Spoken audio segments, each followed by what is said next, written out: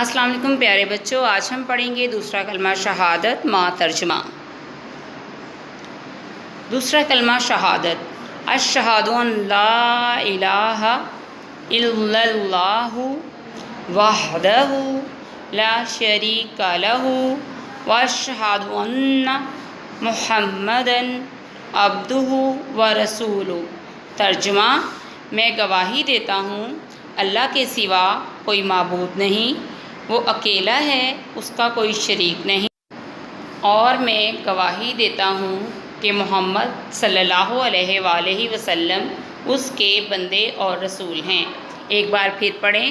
دوسرا کلمہ شہادت، اشہد ان لا الہ الا اللہ وحدہ لا شریک لہ واشہد ان محمدا عبدہ ورسولہ۔